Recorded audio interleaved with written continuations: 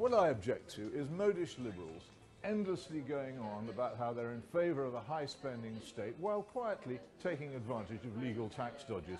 This is more common than you might think.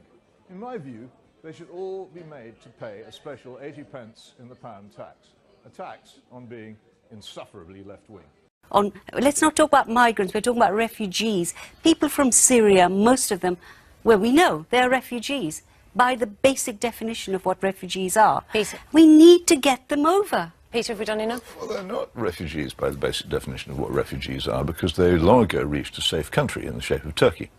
What they became when they left Turkey and tried, quite reasonably, I don't in any way denigrate their ambitions to move to a more prosperous part of the world, but what they became when they left Turkey was migrants, and they seek to come here. Now, there are legal ways of coming to this country, and it involves applying for entry under legal forms, and you can do that, or you can go and set up an illegal camp in France and put moral pressure on states to let you in, let you jump the queue. This is unfair on the people who have gone through the process properly. What about Many young people in this country are being betrayed. What do you think we should do? By a feeble government and a feeblest... What do you think we should do, Peter? I think we should enforce our law against illegal drugs. More people in prison? I don't want people in prison, no. I want people deterred from taking drugs. How? Taking drugs which will ruin their lives by punishment. How, though, mate? Because I want that. I don't think people should take drugs. You ask a question, you better listen to the answer.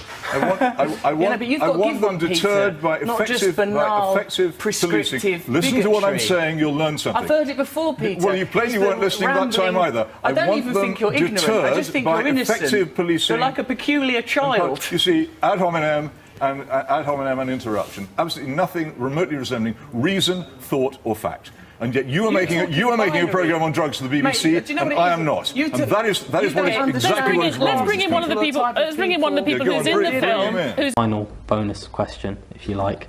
When you were interviewed by Owen Jones, you told him that he would hate it when his utopia arrives. What, to your mind, does Owen Jones's utopia look like? Dear, how long have you got? I mean, it looks like the triumph of equality and diversity, really, when everything is ultimately as politically correct as you could possibly get. And also it looks like economic and social egalitarianism, when equality of outcome is the main purpose of almost all government activity. And what's the downside of that? Well, the downside of it, in the two things that I just mentioned, would be that huge numbers of people would not be able to say what they thought. And ultimately to do what they wanted, and also an already highly damaged economy would be crushed into almost total failure.